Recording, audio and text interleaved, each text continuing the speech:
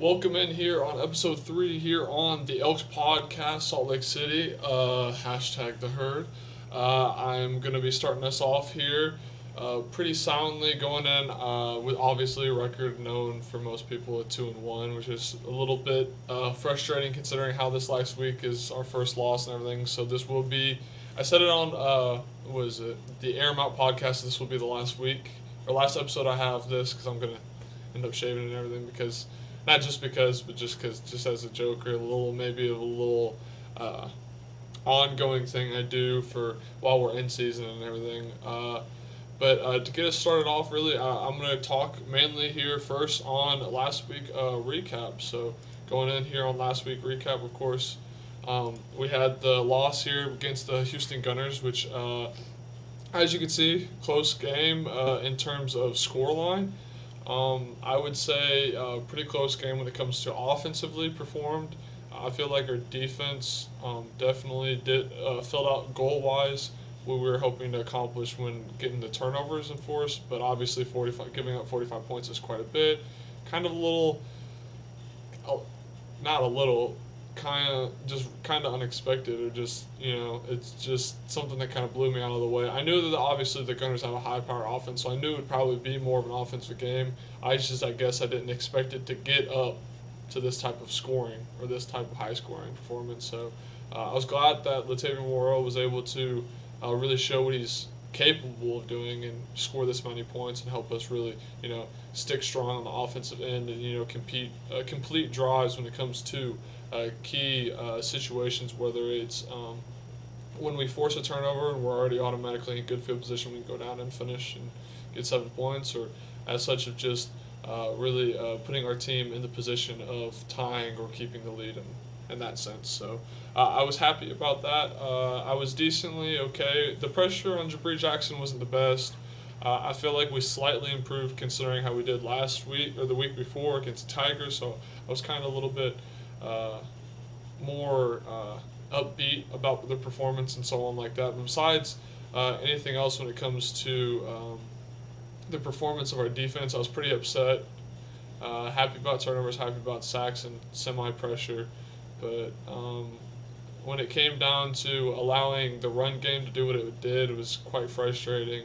I don't think anyone should ever be happy when they allow 100 plus yards. Like I felt like it was almost in the first half, if not at least through the first 3 quarters for sure.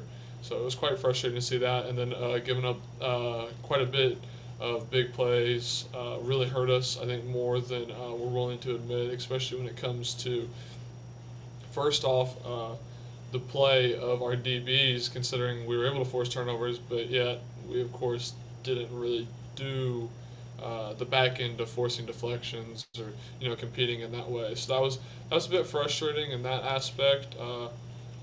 I was really hoping for bigger and better things when it came to competing at high pointing the football when we were on those long, deep, kind of throw 'em up passes that Jabri did have, and we didn't really do so, and we gave up a touchdown, a touchdown or two, and then we also gave up a few key third downs that we could have really held them and looked to put the ball right back in our offensive hands that was clearly was humming. So quite frustrating in that aspect. I felt like our offense was really just about balanced as I wanted to see it as. I felt like we were able to pass the ball really strong. We were able to run the ball just about as strong, if not just a little bit around the average level. So I'm quite all right with that.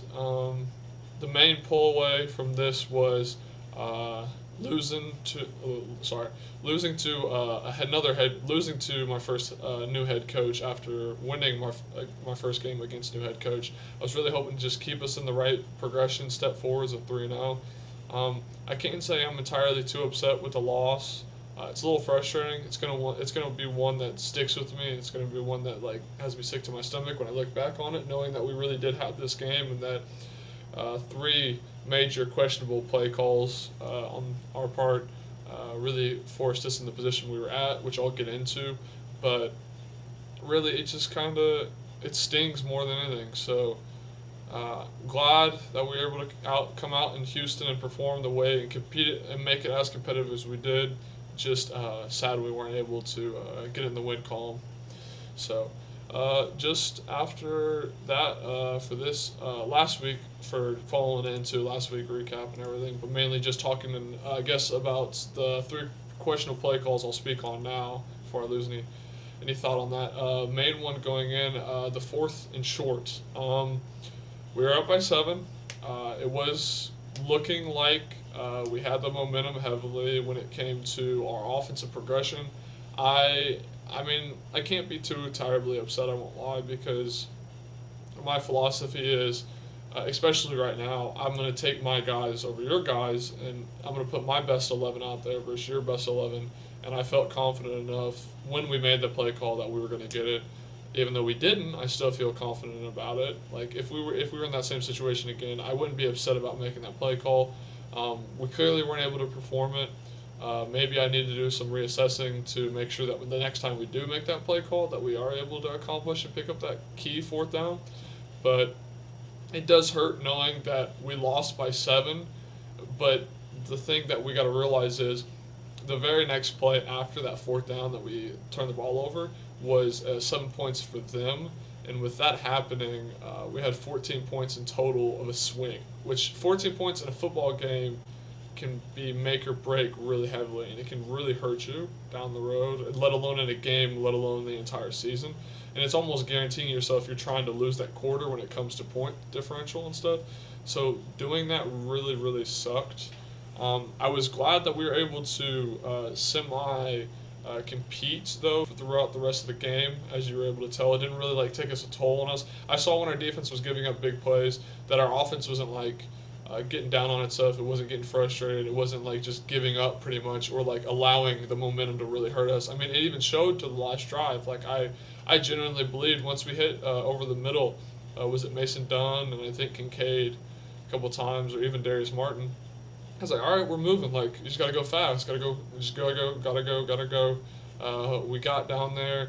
I believe it was down to the 15-yard line or 13, to be exact. And literally last play of the game as the clock expired, and that's my other play call that really had me frustrated because I think what we ran was corners and outs.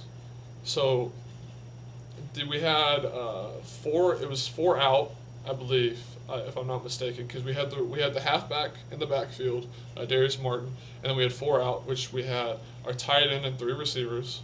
So we had our top 3 receivers, I believe, that were in the game still. So it'd been Kenny Bills, DeAndre Mayo, and Roy Kincaid. So all 3 of them were set up in either exterior receivers or the interior receiver, and then Mason Dunn was also the other interior receiver. So our interior receiver looked to run like an out route. So they cut up like 5-6 yards upfield and then just book to the sideline, which wouldn't be a bad thing if we would have made that the play call before, because you get the ball, you hopefully catch it, get it out to the side, like to the sideline, run it out of bounds, and you're fine. Like you pick up decent yardage. You don't really get hurt by that because you're saving time on the clock. You're able to do what you need to and still, get some type of progression. So I wouldn't have been upset by that if that was a play call before. But the lack of terms is you're pretty much, unless those receivers are making the first tackler miss and then have ridiculous speed or so on, which not to like discredit us, we have some athletes on our team, but there's no way they're going to run up, break 6 yards upfield to catch that ball, break that tackle guaranteed, and then go truck somebody to fall in the end zone, let alone actually, fall forward. Because falling forward can be more difficult than people give credit. That's why like some halfbacks are really like have that ability or like really high praised. But it really sucked because we're giving up 2 receivers that Latavian World then cannot throw to, because if he does, it's the end of the game. So those 2 receivers, not worth it. They're pretty much dead in the water. Like they're just kind of pullaways or gimmies. And then, so as they played it, it looked like they played it in man too, which was smart on their part for the Gunners, honestly. You had the safeties over the top. It looked like a kind of a cover 2 man or someone like that, or at least some type of formation in that set to give us that look, or at least that I perceived it that way. And we had the exterior receivers that ran a little bit of it looked like a cut in, like they're jogging in, and then an upfield, and then a hit like a direct corner or an out. So doing so, it really it really was more. It was quite frustrating to know like those are the only two guys he can throw to. So he's throwing jump balls pretty much, and that's 1-on-2 because if the safety covers it properly as they should, knowing that you've got the guy over the middle, which I'll get to, the guy over the middle who Darius Martin, who has that little curl route, the check down, which we ended up hitting, which wouldn't have been, I guess, it still hurts, but it wouldn't have been as big of an issue. But that curl route right there. So those three receivers are out of the play, and then you have the two jump balls on the sideline or the corners that you're hoping they can catch in bounds and get their feet in bounds, everything like that, which is a tough catch in the first place, let alone actual able to run that route to get open. So that wasn't happening. So it was quite frustrating to know that that was going to be our final play call of the game. I was really hoping to hit him with some type of route combo, whether it was even some type of slant or crosser route, just to maybe break something open or hope to find, a run after catch would have been fine. Because my thing is, if we were to make the play to the end zone and stuff, that wouldn't hurt me as much as it looked like as if we were pretty much settling up because we got down there so far. We still had a chance. We had a shot, a last second shot, and I obviously want to take that shot. So it sucked to know that we had that game potentially to go into push it into OT, and we just didn't even take a chance or an opportunity to do so. So that hurt. And then, as I said, instead of taking that field goal, if we take that field goal, we go up by 2 scores, 10 points, and cut that 14-point swing to 3 points our way rather than a 14 their way. Which obviously we can't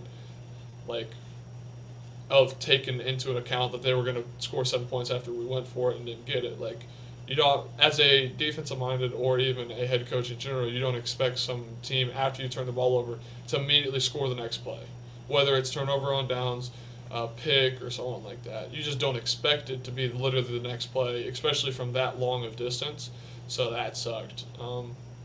Nickens had his way against us, which really showed, and I feel like that's what really hurt us the most. And I'm not saying Jabri didn't play good against us. I just feel like we held him in more of the game management necessary need for them than the actual take over and win the game, which I was fine with because that's my whole goal. And obviously he had quite a bit of good scrambles or something like that. So all props to him and what they were able to do with that. But at that end, you're only able to do one thing with Jabri. You can either slow down his pass game or attempt to slow down his pass game or try to negate his scrambling ability, and negating a scrambling ability on any quarterback, they're always going to at least pop one off. So I was just like, I'll focus on the pass. He's going to probably run no matter what, and we'll just go from there. I have taken into account for this week. I'm looking at potential shifts and formation moves / defensive playbook awareness, changing a few things up maybe defensively like that. So we'll look into that when it comes into future bye weeks against NFL teams or something like that. But we don't really have the schedule to do so right now. So I'm just going to have to stick what we got in our main options. I don't want to really take a risk and then get unlucky and force us into a book that worsens our defense or makes us perform even lower than our expectations. So. Besides that, though, now I'll cover into this week's game, who we actually are coming in against a high-flying, high-shot, hot team out of course, the NRC and the Desperados. So Desperados are currently 3-0. If you guys watch the podcast, the Air 'em Out, we put them on the top 10. We put them back in the top 10 after they were able to beat the Diablos both times. So they beat the same team twice in the Diablos. I know that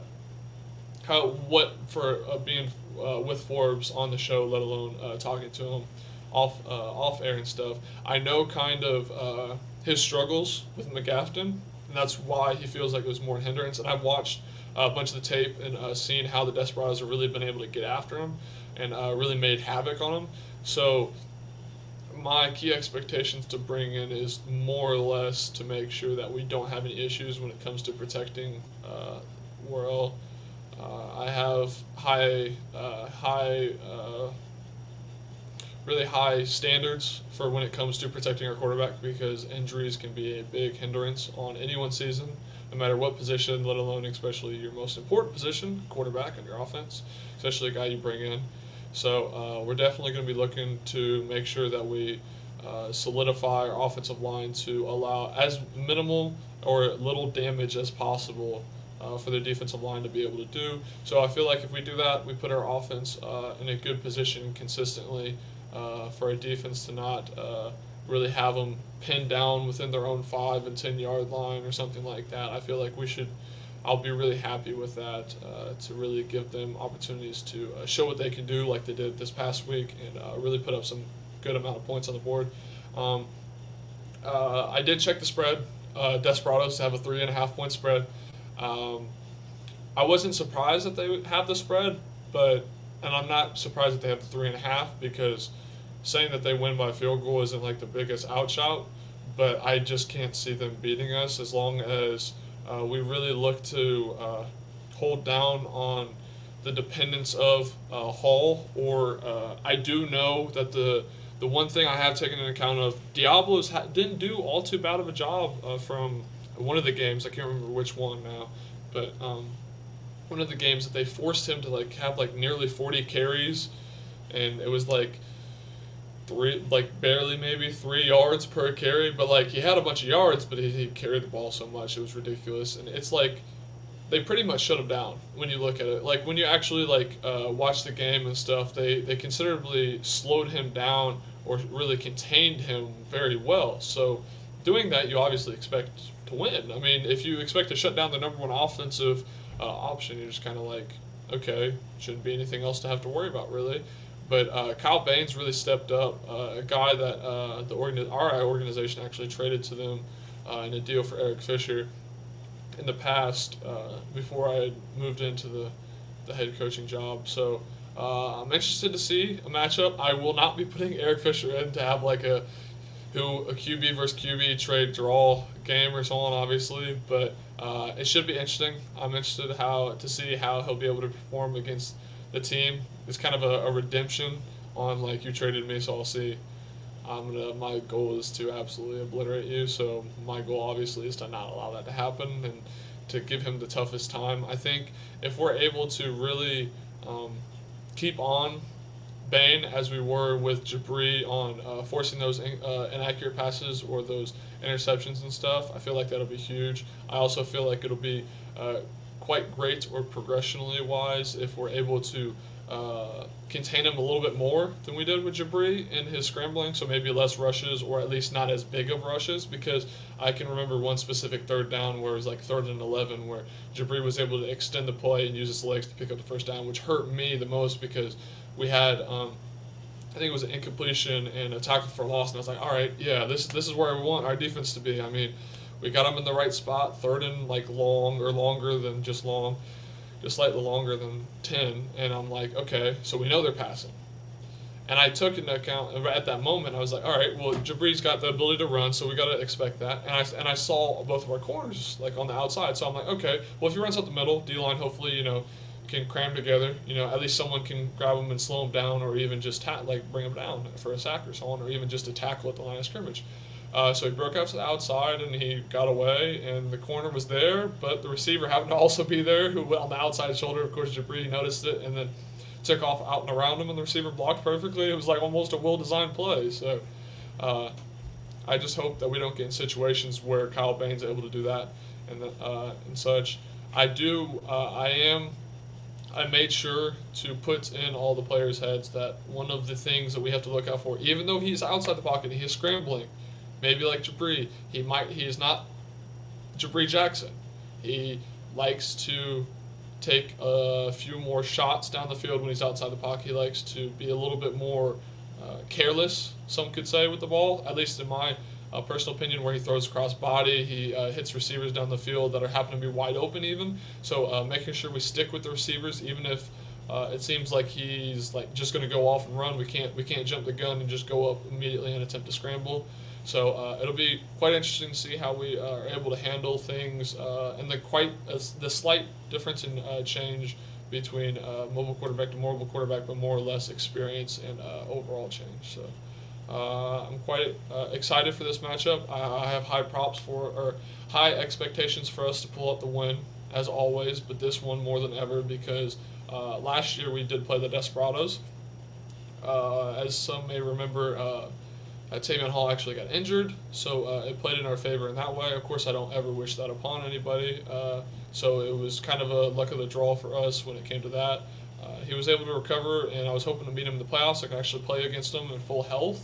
But in fact, we never ended up meeting because we ended up losing the first round, and they ended up losing the second round, anyways, I believe. So, yeah, it is what it is when it comes down to that. But at the end of the day, I get the opportunity now, slightly different team or roster than they had last year, but I wouldn't say like too crazy of their main pieces fully getting moved or like lost. So I'm really interested for the rematch for a fully healthy Desperados team as ours.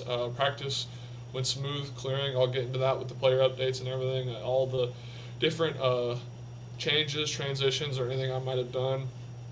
But really, there's not a whole much else to be said, but I'm excited about the game. For scoreline, I'm going to take us in a medium level scoring game because I feel like both of our defenses aren't terrible, but ours has been a little bit underperforming. So I feel like if any week of all weeks, I want my defense to prove something to me or show it to me, or we're going to have to make more adjustments and more moves, and some people might be getting chewed out a little bit more behind the scenes. So it just comes down to really the aspect of what we're able to do from here because we're one of, if not the worst rush defenses in the league, and we're going up against one of, if not the best running back in the league. So very elite back in Hall.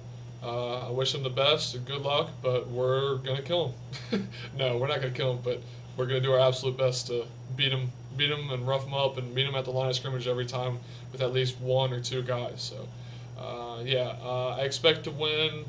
I'd say probably 27 to 21 or 24 to 21, somewhere in there. So at least a few scores for each team. I'm not expecting it to be as low scoring as the Tigers matchup or anything, but I'm also not as expecting for it to be as high of scoring of a game as the Gunners. But we'll see. I believe it was Sunday. Sunday evening is the matchup for the games this week. Let me just make sure. I want to. Sunday, January 30th, 8:30. So it is a commentary game, so I'm quite excited. First one of the season for us, so should be interesting. Quite hyped about it, and very much looking forward to it. So with that being said, we'll now shift over into any player updates, personnel changes. Basically, 53-man roster has stayed the same. I haven't really looked at anything. I've looked at a few potential practice squad adjustments.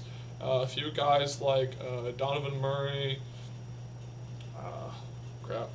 Greg Mann. Those two guys have really been playing big roles in the preseason previously in the NFL matchups that we had.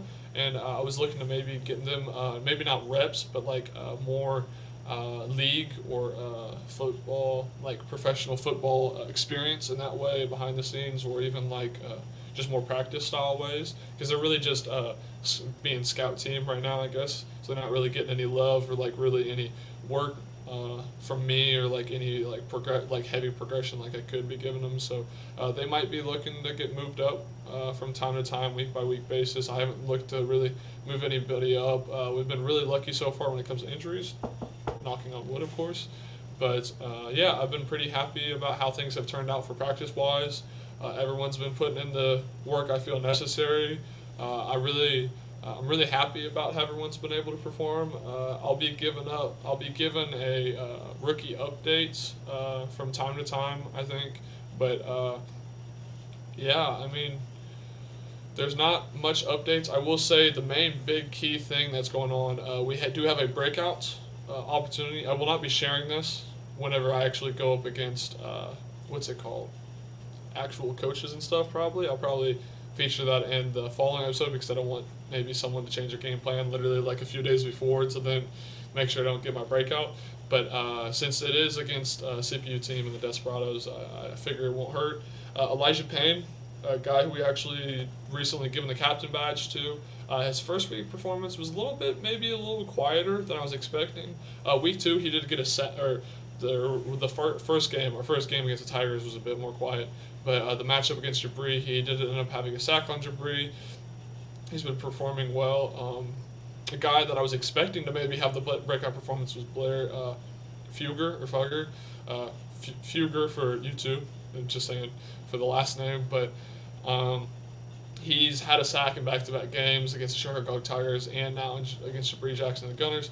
So it's been quite nice to see him progress, considering he's an off-season transitional player that we picked up for, I believe, a 4-year deal. So I've been very excited to see him play the way he has. He's not really your primary pass rusher, but he has filled the role quite well. We've really taught him in the ranks behind a guy like Willie Zellner, who's been that kind of ideal pass rushing DT for us. So them two paired up has seemed to worked well in his favor right now. So hopefully it continues that way. He keeps on that hot streak, getting a third sack this week. But yeah, I'm hoping Elijah Payne, he will be battling for his star dev, which would be huge in his progressional abilities. So I'm hoping heavily that he, of course, gets it, because if he does, then it'll make our actual contract extension that I'll be talking about probably next week when I officially have it finalized, signed, and everything's dated and stuff for him. But we did put him on a unintentional 7-year deal that will be now minimal to 5 years due to rules and regulations from RFL. But yeah, I'm really excited. If he gets his dev, it'll make my signing look that much more sweeter and stuff. So I'm pretty excited to hopefully that ends up turning out well for us. He is a captain on our team. I expect him to hopefully play like that. So hope to continue it. And for any other player updates or personnel changes, none to be had. Everyone's staying pretty much in the same role when it comes to it. I feel like Darius Martin has earned all of his reps continuously. I don't feel like there's anyone really looking to step in the halfback way. Maybe McSpread might be get a few more third down opportunities, because I don't want to put as much pressure as I have in the past on him. But besides that, I'm pretty happy of how we performed when it comes to offense or defense too. And I feel like, if anything, it kind of comes back on our coaching staff of any neglect, any ability to perform, or any play calling that's kind of hinder us in any way. But yeah, from here on out, I'll be answering, was it the wonderful questions that I had? I only had one, I believe, sadly. Which, you guys can ask your questions. I'm not going to bite. I'm not going to be upset no matter if you're trying to get me to say something or so on, depending, I guess, on the time. But yeah, going into the press conference, press conference questions and stuff. But if you guys have any questions, either leave questions on YouTube videos, Instagram comments for any pictures or so on, edits that we post. Even message me on any social media if you don't want to have it public or so on, or even a Discord or anything like that. I'm perfectly fine and capable of answering them on the show if that's what you want, or if you want them in person, that's fine as well. But it's a two-part question here from Jacob McCall. First part, thoughts on the defensive performance. Defense this week so far. Defense, I'm quite happy with how we're able to hold the Tigers points wise, considering how much yards we gave up on the ground. It was ridiculous. We gave up, I believe, 150 yards to Madden, I think, Bryce Madden. So I was quite upset to see the amount of yards we gave up, but I was happy for the score line, considering how about the stat line or stat column looked. But for this week, I'm happy for the turnover ratio, being able to force 3 turnovers. That's huge. I mean, anytime you force 3 turnovers, you got to be ecstatic as for the defense. With 2 being interceptions, 1 of course being a pick 6, which your defense scoring touchdown is like you're getting stakes. You're getting you're going the whole all mode, because special teams and defensive touchdowns should not be expected or should not be accustomed to a thing that happens on a week-to-week basis. But of course, we wanted to make it that way. So I was happy that way. Connor Baker, shout out to Connor Baker, of course, with that pick 6. And then a performance from Chris Ramsey that was up and down. It was very roller coaster of a week for him. I've had my personal opinions in the past of him. I've always had faith in the guy. He has had his issues when it comes to on the field for his more of his tactical or more of coverage ability. So he's been beat, as if you have seen this past week, when it comes to jump balls and stuff. So that was kind of frustrating. But he did get the pick.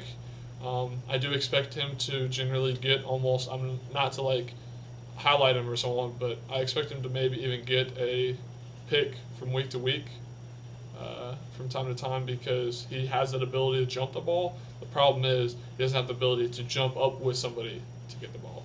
So it's kind of funny to look at it that way, but it's just the truth. I've been pretty overall complacent with the defense, but I know we can do better. I know we can perform better, and if we're able to do that with the way our offense performed this last week, and he's able, an offense to be able to, hit that hot streak and keep, progressing week by week or even day by day, wouldn't be upset. And I think we're a true playoff contender, and that we're going to give a lot of people a run for their money, and we're really going to make the league that much more competitive, which is my hopes and goals for the season. So, any thoughts on how World has performed this year so far? Well, not to spoil anything, because I know that RFL will be having their podcast episode later today, but let's just say my boy Worrell has thrown for 1,009 yards, I believe, on 8 touchdowns, 0 interceptions. Crossing fingers and then now knocking. 0 interceptions so far, even through NFL sim games. And has really outdone himself, has really made us look good when it comes to trading for him. He's performed phenomenally, to say the least. I've had no complaints about him besides the unoccasionally inaccurate throws he has with receivers on the run where he leads them too much. Besides that, though, he's made some pretty smart moves, hit receivers in stride generally, and hit people in their marks on their break cuts, and even thrown up a few deep passes, one to Kenny Bills this past week, in an offseason inquiry or offseason contract that we had a guy we just picked up, a receiver that really went up, got the ball, brought it down, touchdown. Can't be upset, big 60-yard catch him, more or less. So happy to see him really, exchanging it, spreading the love to all the receivers, even tight end, and Mason Dunn, who had a big game for us this past week. So shout out to him. Expecting even more bigger things coming from him this season. So keep your eyes out on him. But yeah, I'm loving it. Have no complaints on Worrell. I wouldn't ask for him to do any better. Obviously, I wouldn't be upset if he does any more better, or it doesn't any better. But so far, pretty ecstatic in his play so far, and hoping it sticks this way, and really looking forward to the rest of the season if it keeps this way for the long haul. So, yeah, that kind of wraps up for the questions, sadly, for today, or at least for this episode, because we didn't have any anymore. But if you, like I said, if you guys have any questions at any point, message me wherever, whenever. I'll get to them or put them on the episode as soon as possible. Make sure to check out RFL or anything like that. Make sure to check out the Elks pages, RFL pages. Shout out to all the stuff that's been going on. It's a frustrating week this past week for us to catch a loss, but not too frustrating to know that we took one step back for the loss column, but I'd rather take the first loss now than at midseason and try to scramble and figure out what's going on and where the issues are. So I feel like I got a good bearing on what our main problems or main issues were for losing this game, and I feel like if we're able to make those adjustments properly, we'll look at that much better as a team, and maybe even put a few more points on the board and get those close win games. So yeah, so that'll be all for this week's episode for the Elks podcast. Thank you for anyone tuning in, and thank you as always to the Elks fans, the RFL community, RFL fans, and really for anyone who watches this back, thank you, and wish you all the best. Good luck to all the players out there this week, including the Desperados, but you will not be winning, and I hope to see you guys next week on the Elks podcast. So thanks for tuning in, and best of luck to everybody.